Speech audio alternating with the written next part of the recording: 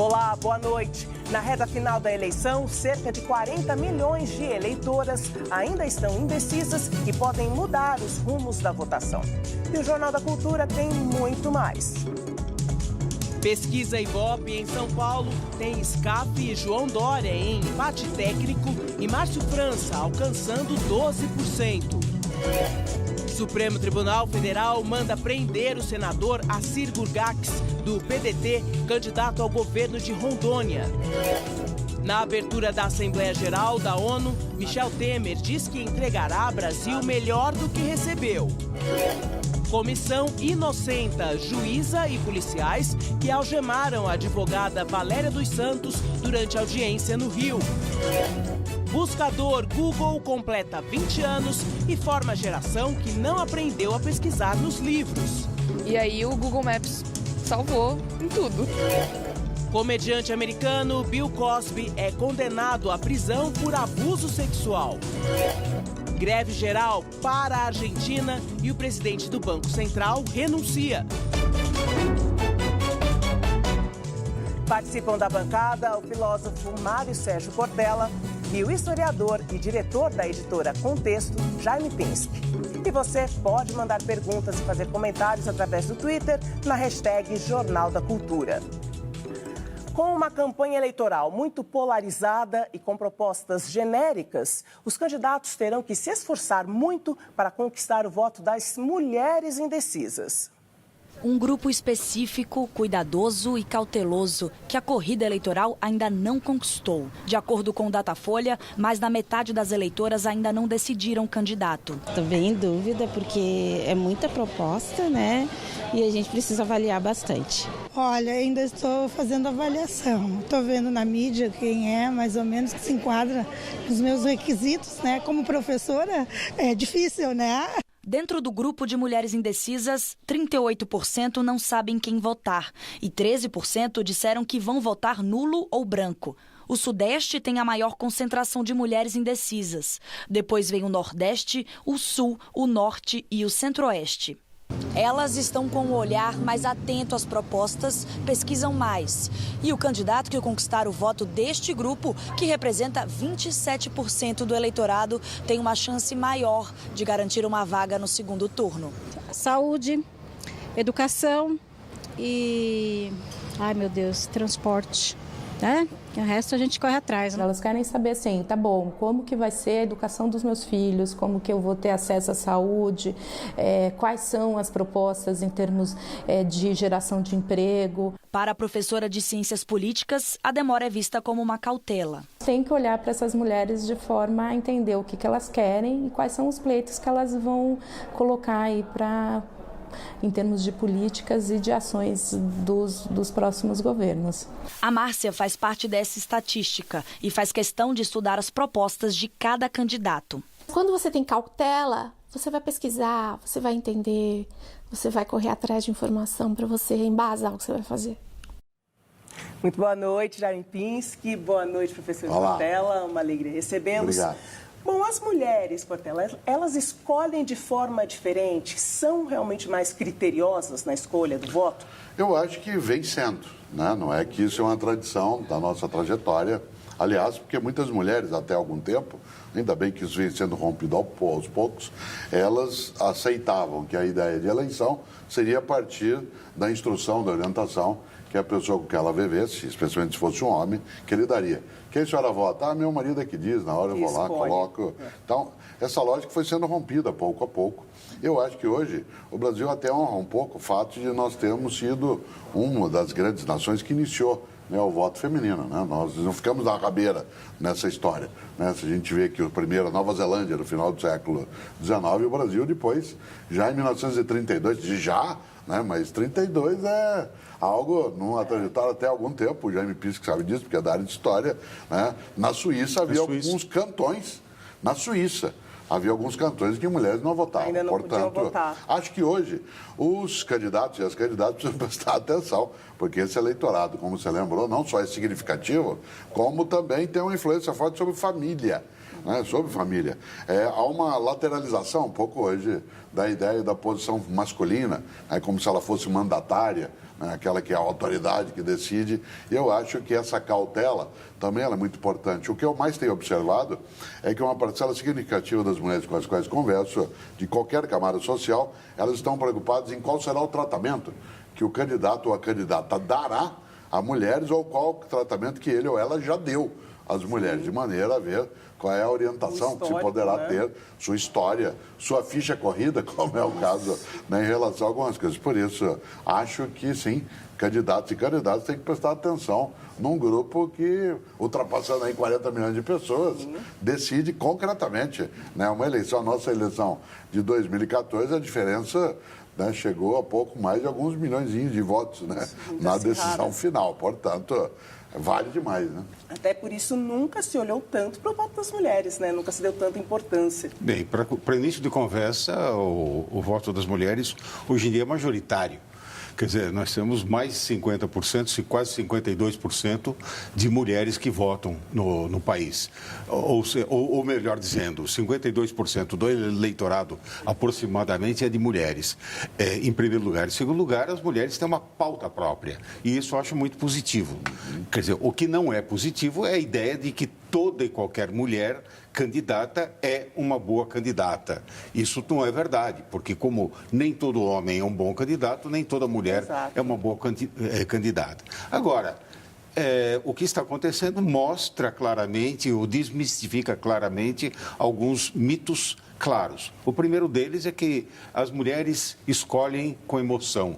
Ora, pelo visto, quem escolhe com emoção é o homem, porque o homem já tomou suas decisões, enquanto as mulheres estão ponderando. Analisando ainda, né? As pessoas maldosas diriam que as mulheres estão indecisas. Eu acho que o termo está errado. Elas estão ponderando. Quer dizer, a ponderação é um adjetivo positivo, enquanto a indecisão passa a ideia negativa, não é? Eu acho que é positivo a ideia de que elas estão ponderando e elas estão pensando em educação, elas estão pensando em saúde como dados fundamentais para a escolha dos seus candidatos. Isso é muito bom. Joyce, que até a eleição permite até algumas coisas mais bem-humoradas, né? Outro dia eu vi alguma pessoa dizer que, por exemplo, nessas eleições, parte significativa dos candidatos que estão, né, nos momentos mais elevados, que nas pesquisas estão mais altos, escolheram mulheres como suas vices. Sim, houve essa uma parte, não todos. Mas escolheu, e a razão dessa é que no Brasil, nos últimos tempos, homem como vice, depois não necessariamente é tão fiel, né, à situação. Então, que houve uma escolha por parte de alguns também de mulheres por conta da inteligência que isso pode garantir e de uma certa fidelidade também de princípios, né? Só uma observação rápida. A ideia de que as mulheres escolhem mal é tão equivocada que, se você pegar, por exemplo, na tradição judaica, que é uma tradição fundamental para o mundo ocidental, né, judaico-cristã, quer dizer, quem é o judeu do ponto de vista religioso? É o filho de mãe judia. Quer dizer, não é o filho de pai judeu. É o filho de mãe judia. Quer dizer, existe a ideia de que a educadora da família, a responsável pela prole, é de fato a mulher e não o homem. Acho que o olhar sobre os assuntos mais importantes da família está muito mais relacionado às mulheres, não? O Supremo Tribunal Federal negou recurso e determinou o cumprimento da pena de prisão do senador Assir Gurgax, do PDT de Rondônia. O Supremo aguarda agora outro julgamento, o do recurso do indeferimento da candidatura do senador ao governo de Rondônia para expedir o mandato de prisão. Assir Gurgax foi condenado a 4 anos e 6 meses no regime semiaberto por crimes contra o sistema financeiro. Em nota, ele disse que a decisão do STF é surpreendente porque viola seu direito de defesa. Bom, então seria, o STF fazendo valer o entendimento atual de condenação de acusado em segunda instância, condenado em segunda instância na prisão. Pois é, nós tivemos isso nas eleições anteriores também, né? Esse tipo de movimento, que alguns foram impedidos, outros venceram e assumiram. Houve uma situação em que alguns candidatos, mesmo que retirados, depois a urna ainda tinha, especialmente a urna eletrônica, né, carregava ali o nome deles e eles puderam depois assumir, mas uma parcela não. O Supremo ainda não decidiu de vez, né, qual será o entendimento final aquilo que na linguagem jurídica eles chamam de transitou em julgado, né, de modo definitivo, mas indica aí uma tendência, né, de persistir nessa direção. É uma coisa que surpreende até positivamente em vários casos, em outros não necessariamente.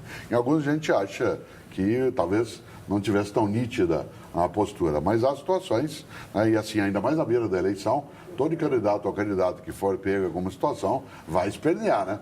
Vai dizer, não, isso é eleitoral, está em cima da hora, etc. Não tem como, né? Jaime. Eu acho que a lei é para todos, né? Aliás, isso é um princípio democrático e republicano básico. Quer dizer, se está na lei, se de fato, passando por um colegiado, ele foi condenado, o Supremo só tem que aprovar isso, em todos os casos. Para mim, me parece que o correto seria, e é, que isso funciona em todos os casos. Não pode funcionar em alguns casos sim, em outros casos não. Aí deixa de ser uma lei genérica, uma lei republicana. Na abertura da Assembleia Geral da ONU, Estados Unidos e Irã trocaram acusações. E o presidente Michel Temer falou em recuperação da economia.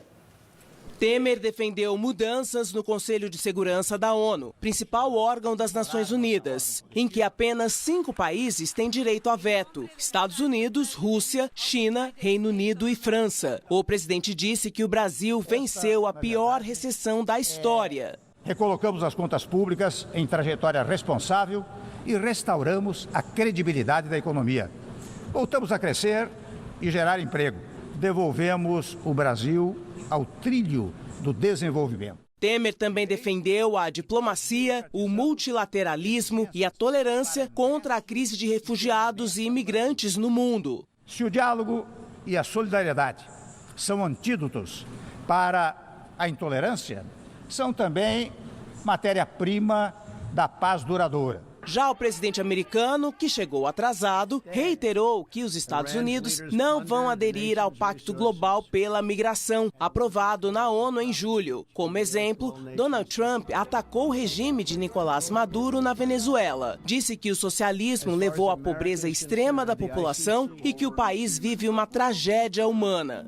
A human tragedy, as an example, in Venezuela. O presidente americano atacou ainda o Irã, afirmou que os líderes iranianos implantaram o caos, a morte e a destruição e fazem parte de uma ditadura corrupta. Depois de abandonar o acordo nuclear com o país, Trump pediu que todas as nações não permitam que o terrorismo seja dono das armas mais perigosas do planeta. To possess the planet's most dangerous weapons. Durante discurso, o presidente do Irã aproveitou para criticar Trump. Disse que o governo dos Estados Unidos parece determinado a tornar ineficazes todas as instituições internacionais. Hassan Rouhani afirmou que confrontar o multilateralismo não é um sinal de força, mas um sintoma de fraqueza de intelecto.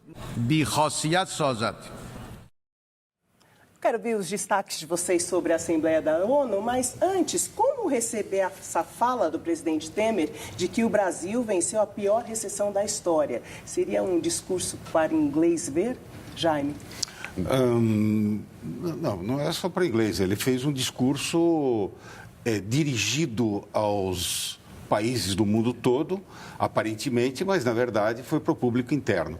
Em primeiro lugar, ele quer se convencer a si próprio, o que é uma coisa importante, né? Se ele conseguir se convencer a si próprio de que o Brasil superou a recessão, vai ser algo muito positivo. Agora, a favor dele, temos a dizer que as contas deixadas pela presidente Dilma não foram exatamente das melhores que o Brasil já encontrou. Então, ele encontrou uma situação caótica, né? O próprio Meirelles, que foi o ministro dele, encontrou uma situação bastante complicada. E só que a economia não conseguiu superar os obstáculos estabelecidos até então. Quer dizer, ele tem razão no aspecto que encontrou realmente o Brasil numa situação caótica do ponto de vista econômico, do ponto de vista do desemprego, e hoje em dia existe um discurso, existe uma narrativa, como costuma se dizer hoje em dia, né, de que o governo dele é que criou o caos. Não, o caos estava criado no governo Dilma, isso é inegável. Agora, só que o governo dele não conseguiu superar o caos, isso também é inegável. Isso de um lado. Depois tem a parte internacional, deixamos para depois. Vamos ouvir o Cortella, né? Você sabe que nada é inesperado, né? O Brasil é honrado sempre com a fala inicial na Assembleia da ONU. Isso é uma tradição que é muito importante para nós. Acho que é um reconhecimento, né, de um fato histórico e, por isso, é bom que a gente seja honrado com isso. Mas nem sempre os discursos feitos honram essa honra, né? E é claro que ninguém imaginaria que Michel Temer dissesse outra coisa. Você acha que se fosse eu, né, alguém que tivesse que convencer ele mesmo, como lembrou o Jaime Pinsky, que eu chegaria e dizer, olha, eu estou aqui, o governo que eu segui não foi tão bom, a gente não conseguiu.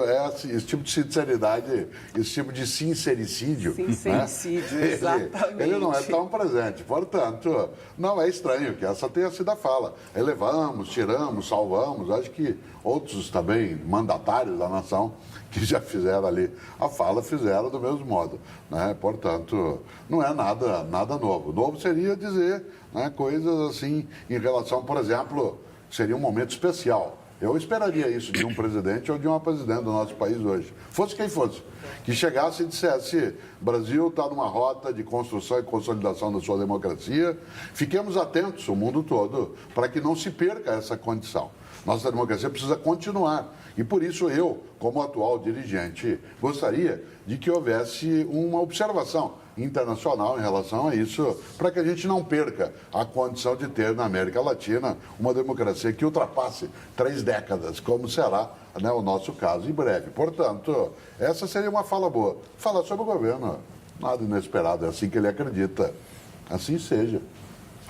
E o candidato a presidente, Ciro Gomes, do PDT, foi internado às pressas no fim da tarde. O repórter Rodrigo Psitelli está em frente ao Hospital Sírio-Libanês, em São Paulo, e tem outras informações.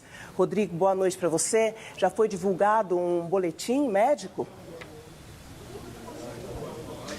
Boa noite, Joyce. Boa noite a todos. Por enquanto, o único boletim foi divulgado pelo partido do candidato.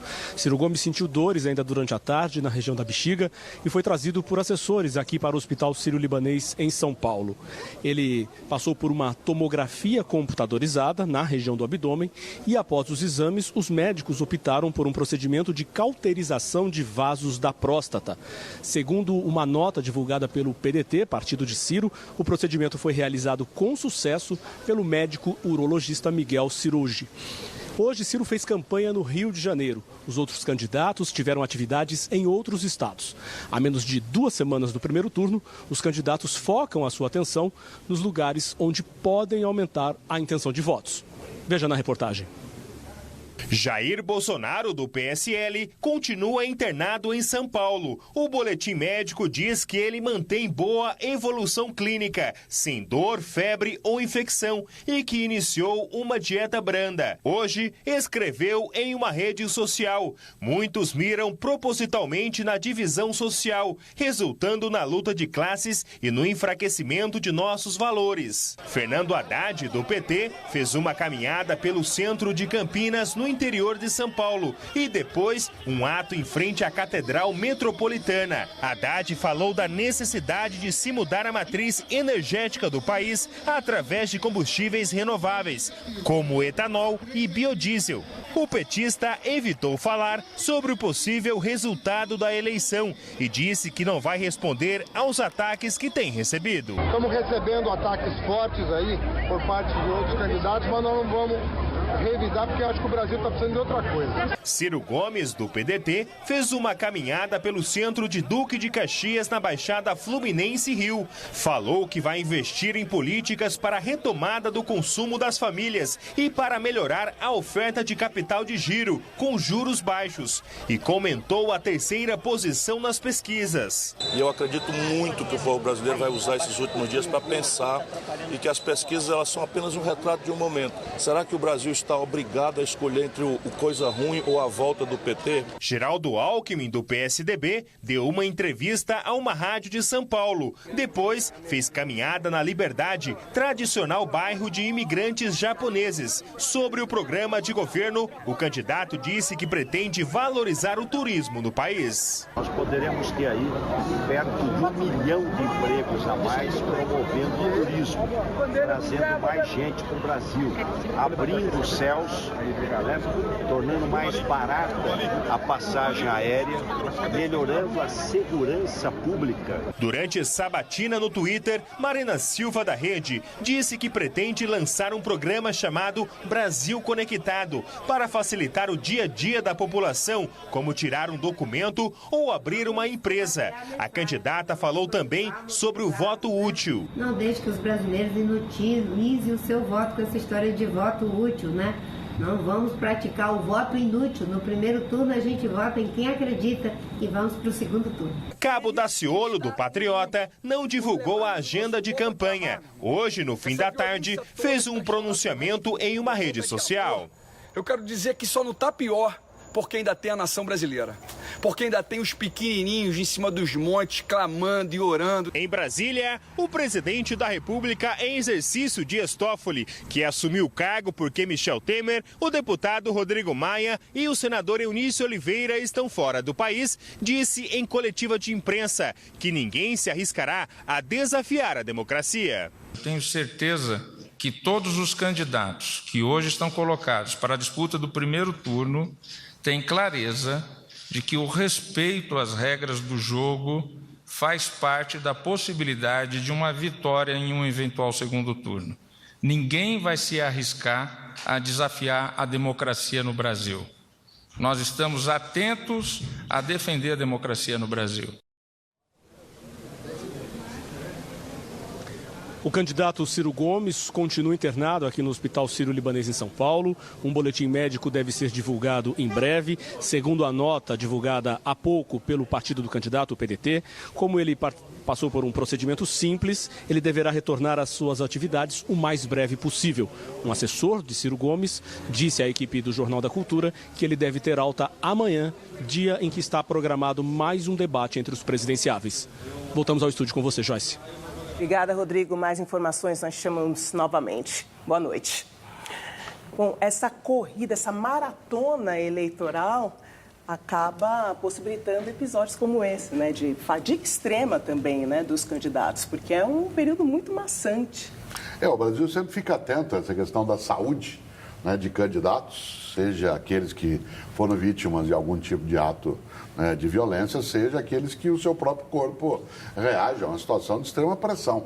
Né? Nós já tivemos a situação do Tancredo Neves, que deixa, né, todo mundo alerta na trajetória em relação a isso. Mas eu acho que, olhando de fora, nesse caso específico do candidato Ciro Gomes, isso não é algo assim tão relevante, até meio estranho, né, que as pessoas não tenham tido antes algumas situações, porque de fato, eu sei porque eu fui gestor público, né, fui secretário de Educação na cidade de São Paulo, e às vezes num dia inteiro que você tinha 3, 4 atividades, encontros, visitas, conversas, chegava no fim do dia, estava difícil, né, e um candidato que tem que ficar de estado para lá e para cá, e há 11 dias do pleito, né, se não tiver estado de tensão, tal, não acho, é difícil para ele inclusive, mas parece que para alguns ajuda, né, ficar no hospital. Quem sabe, né, dar um impulsinho para quem precisa. É um verdadeiro teste de saúde, né? Mas não deixa de ser estranho. Nós temos 2 candidatos hospitalizados e um, digamos, candidato na sombra que está preso em Curitiba. Então, é uma situação... É uma situação, né, Jaime? Sui generis, né? Passa por hospitais e pelo presídio. Né? Sui generis. E veja a seguir, pesquisa Ibope em São Paulo mostra João Dória e Paulo Scaff em empate técnico. E ainda, o comediante americano Bill Cosby é condenado por violência sexual e pode ficar na cadeia por até 10 anos. Aguarde que nós voltamos já.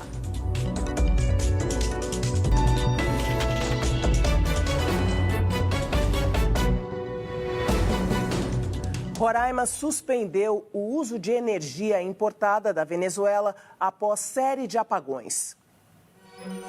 Há 9 dias, o fornecimento de energia no estado está sendo gerado por 4 usinas térmicas locais, após o governo brasileiro suspender o uso de energia importada da Venezuela.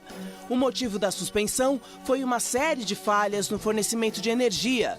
Só neste ano foram registrados 65 apagões. Roraima é o único estado que não faz parte do Sistema Interligado Nacional. Amanhã, um comitê de monitoramento do setor elétrico vai realizar uma reunião para decidir se continua importando energia do país vizinho. Um relatório do Tribunal de Justiça do Rio de Janeiro isentou de culpa a juíza leiga Etel Tavares de Vasconcelos e os policiais que algemaram a advogada Valéria dos Santos no último dia 10. A advogada se recusou a deixar a sala em protesto contra o encerramento da sessão. Ela exigia apresentar as contradições do caso que defendia.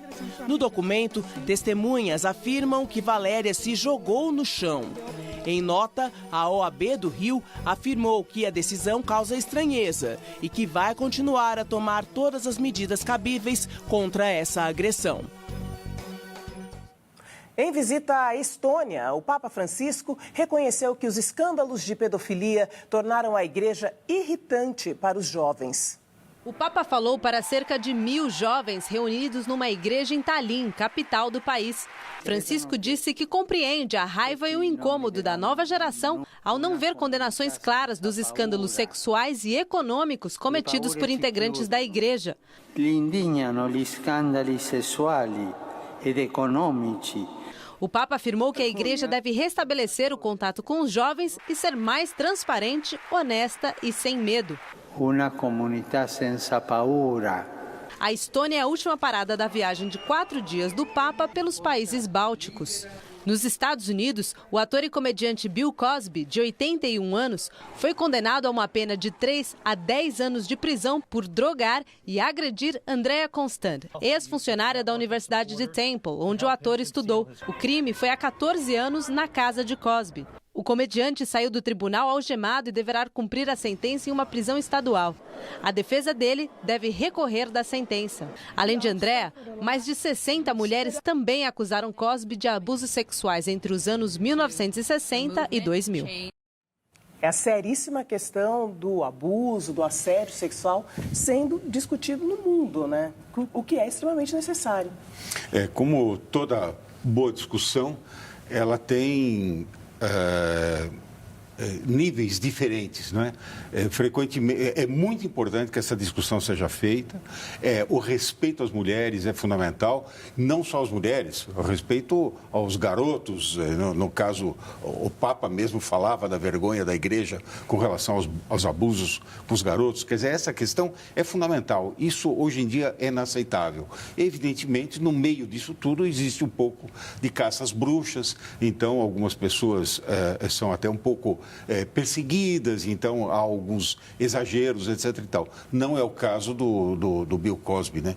Que foi uma coisa, infelizmente, comprovada, que dá uma tristeza muito grande. O Bill Cosby fez parte, o programa dele era divertidíssimo, né?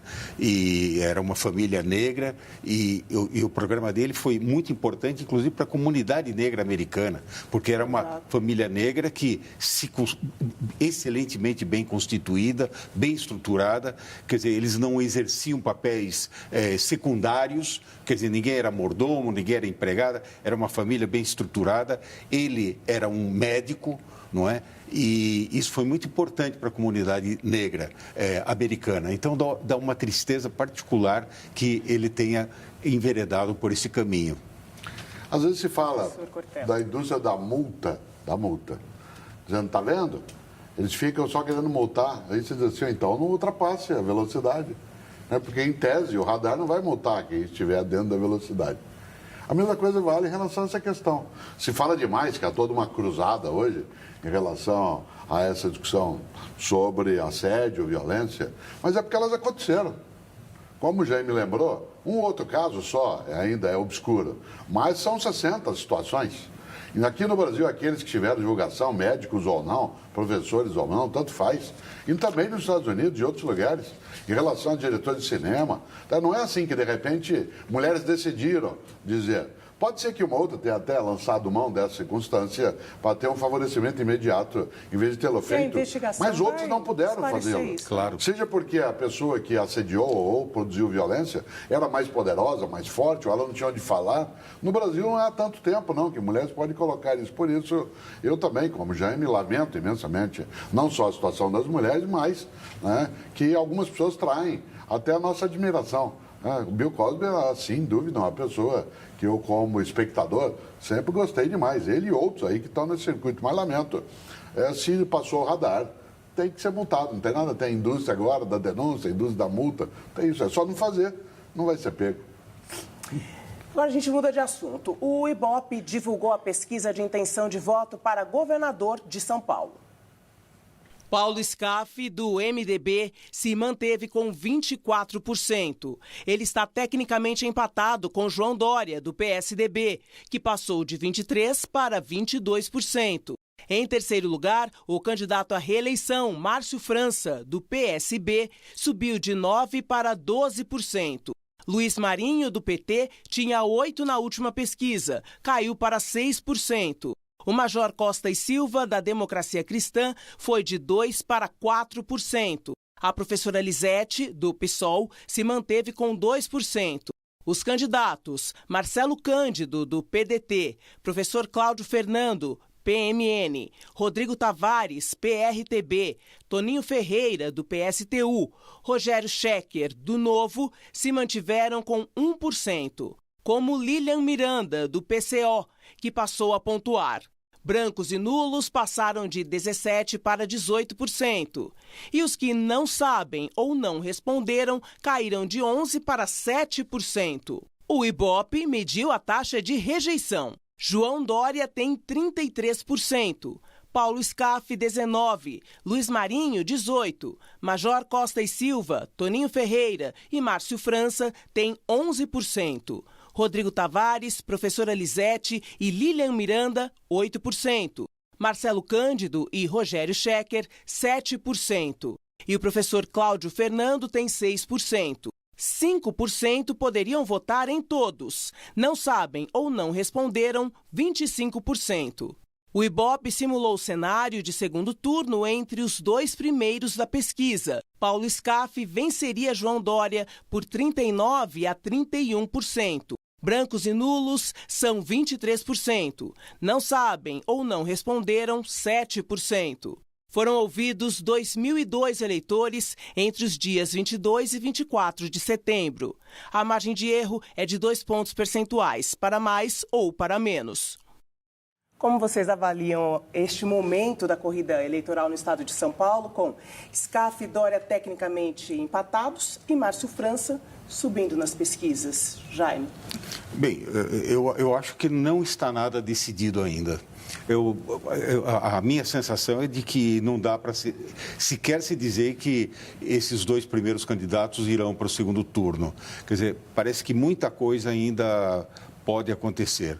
Quer dizer, nós temos nitidamente uma situação do João Dória, que é uma figura televisiva, agradável, encantadora na televisão, mas que está pagando caro o preço de ter sido prometido continuar, prefeitar, segundo ele, durante 4 anos e ter largado a coisa no meio do caminho. Ele tem sido bombardeado por esse motivo, com bastante intensidade por todos, e parece que isso está pegando. Scaff, por outro lado, é apenas um nome que se torna conhecido, e é interessantíssimo.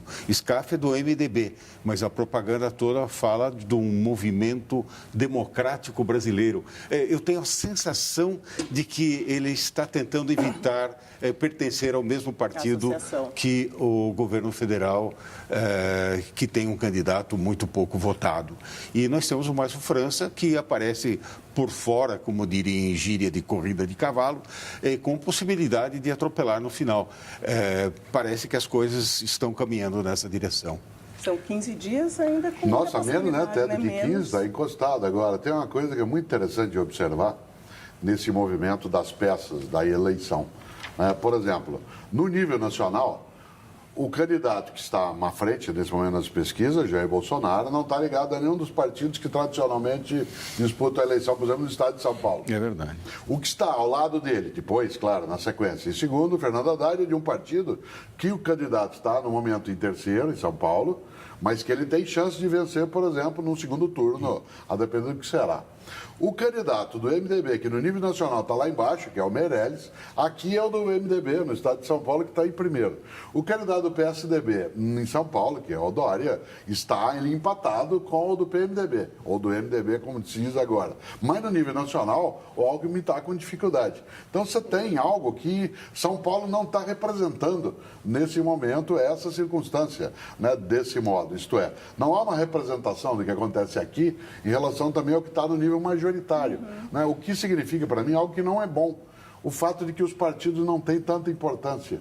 E numa democracia, a importância de um partido ela é decisiva para você constituir grupos ideológicos, composição de forças, negociações. Se partidos fossem, de fato, enquanto configuração, muito importantes, nós não teríamos essas disparidades, né, em que você tem partidos diversos ocupando lugares diversos. Eu não acho isso bom, não, Jorge. Eu acho que o bom seria um fortalecimento numa outra direção, quase como nos Estados Unidos, né? Ou é democrata ou é republicano. Sem dúvida.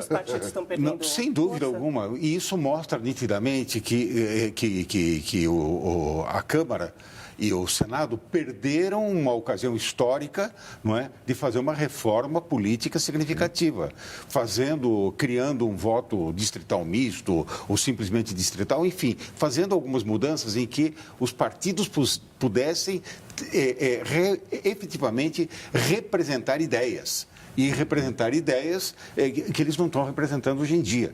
Quer dizer, alguém pode me dizer qual a ideologia do candidato XYZ com relação ao partido que ele representa? É muito difícil que isso ocorra. Mesmo no PT, que de certa forma é um partido mais ideológico, nós vemos correntes de pensamento bastante distintas, internas, que têm projetos políticos e de governo muito diferentes. Isso também sinaliza a descrença, né? Sim, mas não é uma descrença absolutamente descartável. Ela tem aí uma história, ela é alimentada, mas ela indica também que quem vencer essas eleições vai ter uma certa dificuldade em governar, não apenas porque alguns falam em dificuldade para a democracia, mas porque as composições em relação ao nível nacional, elas são mais complexas, né? Você não está tendo uma sintonia entre aquilo que acontece nos principais estados e aquilo que está, por exemplo, Minas Gerais. O candidato do PSDB está bem à frente nesse momento, embora do PT esteja ali em segundo.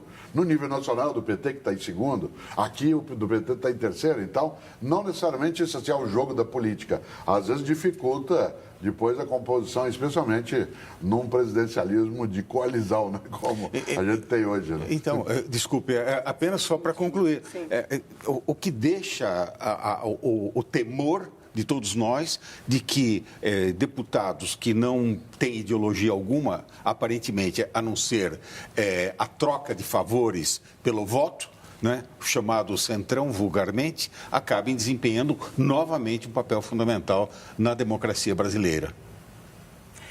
E o livro A Voz da Advocacia, sobre profissionais do direito que ajudaram a construir a história do Brasil, foi lançado agora à noite em São Paulo. O autor é presidente da OAB, Seção São Paulo, Marcos da Costa.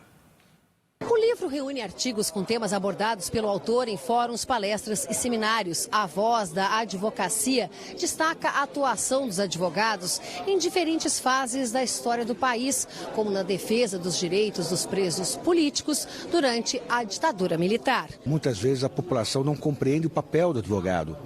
O advogado não defende o criminoso, não defende o crime. O advogado defende o direito de defesa, o advogado defende o devido processo legal. Esse é o grande papel do advogado, defender aquele que é acusado de um crime, a fazer com que ele responda ao processo de forma justa. O autor também chama a atenção para o papel da advocacia em momentos de crises política, econômica e social. Mostrar para a população que não adianta pretender buscar a justiça sem o devido processo e também os valores democráticos. Não há possibilidade de construção de um país mais justo que todos nós queremos sem o império da lei e da democracia.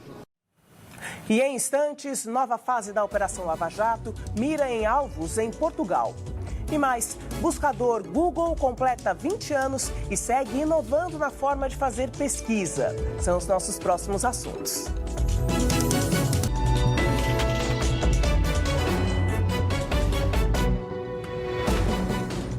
O Google, o mais famoso e um dos maiores sites de pesquisa do mundo, está completando 20 anos. Ao longo dessas 2 décadas, o aplicativo de buscas mudou a forma e o acesso das pessoas a todo tipo de informação. A Luísa só consegue chegar aos lugares em São Paulo graças a ele. Google Earth, Google Maps. É no principal serviço de buscas da internet que a estudante pesquisa para onde vai. Eu vim morar aqui para fazer faculdade, em São Paulo, não sabia nem andar na rua, assim. E aí o Google Maps salvou em tudo. Com 20 anos, a jovem não sabe o que é viver sem o Google. A gigante da tecnologia, que completa esta semana a mesma idade da Luísa, controla os maiores serviços de vídeo, e-mail e mapas. Também possui um dos mais usados sistemas operacionais e de navegação na internet. O Google mudou a forma como estudamos, compramos, assistimos a filmes e usamos a internet. Tornou o mundo menor, com ferramentas como a que permite visualizar as cidades, rua a rua. Criado por 2 jovens engenheiros que investiram $100 mil, o mais famoso buscador do mundo vale hoje 813 bilhões. O Google tem mais de 1 bilhão de usuários e domina praticamente 70% das buscas na internet. Aqui no Brasil, o serviço de busca deu origem até a uma expressão: dar um Google. É quando uma pessoa vai pesquisar algum assunto na internet. Estas 2 colegas nunca usaram o Google, mas tem uma suspeita do que seja. Uma conferida para ver as novidades seria isso. Quando elas estudavam, tinham que copiar as lições. Já os filhos usavam enciclopédias como apoio. Eu comprava para eles, para os meus 2 primeiros, essas enciclopédias que vêm nas bancas de jornal. Todos os anos, eles faziam um novo livro com tudo aquilo que tinha acontecido naquele ano de descobertas científicas, tudo, então estava sempre atualizado. Mas mesmo as centenas de páginas dos livros são pouco perto dos 165 milhões de domínios disponíveis no Google. Mas quem tem experiência de vida sabe que este admirável mundo novo tem lá seus perigos. Dá um certo de medo, porque os jovens estão tendo muita informação, às vezes boas e às vezes não tão boas. Eu gostava mais do meu tempo.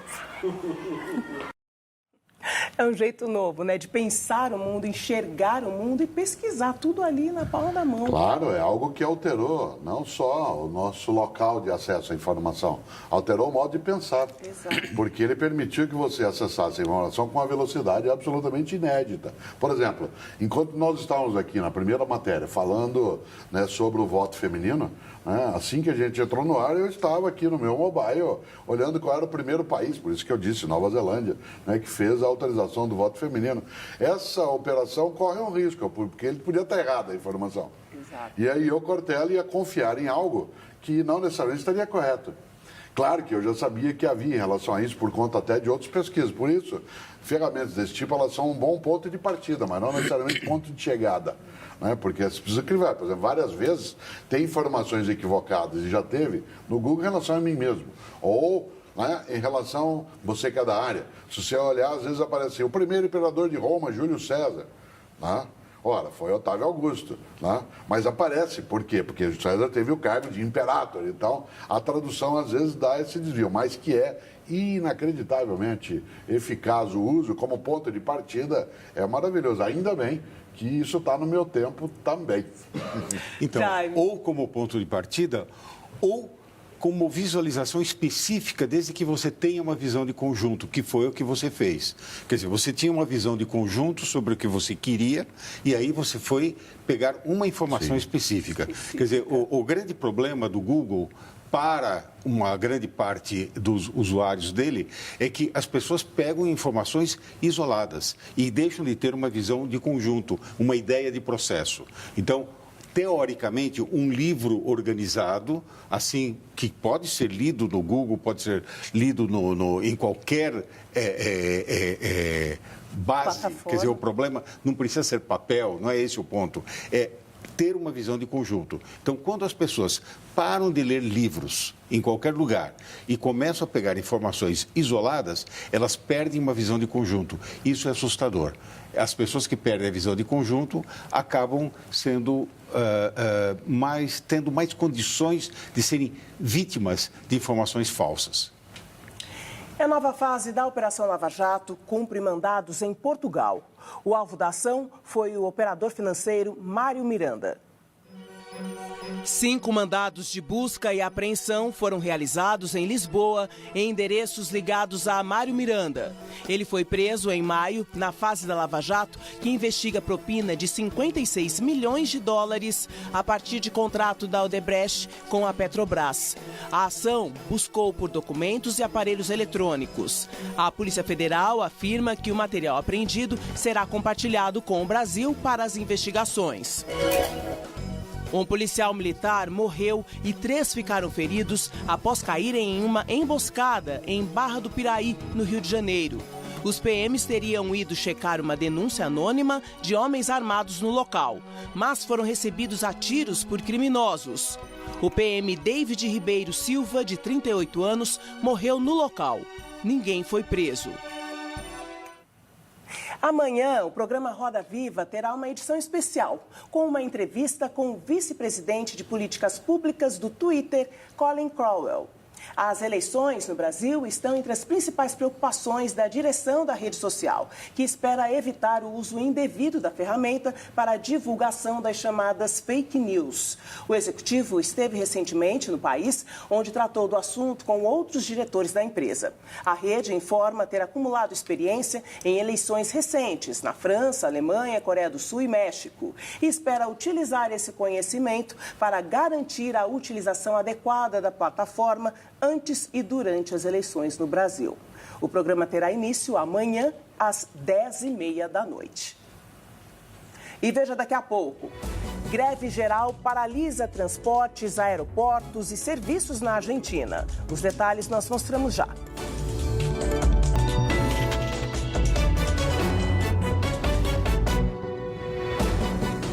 Estamos de volta e vamos ver no telão algumas mensagens enviadas na hashtag Jornal da Cultura. A primeira é a Rita Aparecida e ela diz: os nossos olhos passaram a viver dentro da telinha e menos no espaço físico que nos envolve. Os IPs cheios de beleza passam desapercebidos. Lamentável. O Felipe Alt diz: ainda tem partido realmente ideológico e com vistas ao bem-estar da população no Brasil? E o Luiz Lenchinski, que pergunta se o IBOP e outras instituições que fazem pesquisas nacionais, estaduais, com em torno de 1.500 a 2.000 eleitores, como que apresentam pesquisas para a intenção de voto para presidente com cerca de 2.000 eleitores? Quem você quer responder, então, Jair? Rapidinho. Não, os IPs estão lindos, sim. Os IPs estão lindos e, particularmente, Rita, agora você vê os IPs amarelos, estão perdendo as suas últimas flores, não é? E o IP roxo também já começa a despontar. É só você andar pelas avenidas da cidade e você enxerga isso sem sair até de São Paulo. Dá para a gente olhar a telinha e também dá para olhar os IPs. É possível fazer tudo. O partido ideológico, de fato, ele perdeu um pouco. Curiosamente, os partidos ideológicos, no sentido mais concentrado da expressão, são aqueles que estão hoje no espectro mais conservador ou reacionário. Aqueles partidos que tradicionalmente tinham uma postura um pouco mais progressista, digamos, nas classificações, eles se desidrataram um pouco nessa direção. E quase que se diria hoje que o mais conservador acabou guardando um pouco dessa dimensão. Eu não acho bom, não por ser conservador, mas porque isso desequilibra, né, a nossa condição. Acho que até partidos que mais tradicionalmente eram marcados por uma ideologia acabaram perdendo um pouco desse fôlego. Mas precisaremos fazer uma democracia onde isso retorne, né, com maior força. Não qualquer partido, mas de um modo bom, né? Eu tenho a impressão, muito rapidinho, eu tenho a impressão de que se, de fato, você tiver um voto distrital dentro de um espaço menor, diferentes correntes disserem quais são as soluções que elas vão encontrar para as questões locais ou da região, as ideologias vão ficar muito mais nítidas. O presidente do Banco Central da Argentina renunciou hoje em meio a uma greve geral que parou o país. Em Buenos Aires, todo o sistema de transporte não funcionou. Metrô, ônibus e trens pararam. Os aviões ficaram estacionados nos aeroportos. Voos foram cancelados em todo o país. Professores e funcionários públicos não trabalharam. Houve protestos contra o presidente Maurício Macri e o acordo de 50 bilhões de dólares com o FMI. Para conter a crise econômica, Macri prometeu cortar gastos públicos e subir impostos. A paralisação foi convocada pela principal central sindical do país. É a 4ª vez que a Argentina para durante o governo Macri. A renúncia de Luiz Caputo do Banco Central pegou o mercado de surpresa. Ele alegou motivos pessoais para deixar o cargo depois de apenas 3 meses. No lugar dele, assume Guido Sandleris, número 2 do Ministério da Fazenda. Depois do anúncio, o dólar disparou mais uma vez em relação ao peso. A moeda argentina já perdeu mais de 50% do valor neste ano. Boa noite, Jaime Pinsky. Boa noite, professor Cortella. Obrigado. Sempre uma alegria recebê-los. Até a próxima. E nós terminamos esta edição com imagens da praia de Lalaria, que fica na ilha grega de Iskiatos. A prefeitura local vai multar em até €1.000, quase R$5.000, os turistas que forem flagrados levando para casa como recordação as pedras brancas da praia, que começaram a desaparecer neste verão após um aumento no número de visitantes. Inscreva-se no nosso canal no YouTube para ser notificado sobre tudo que acontece no jornalismo da cultura. youtube.com/jornalismo TV Cultura. Uma boa noite para você e eu te espero amanhã. Até lá!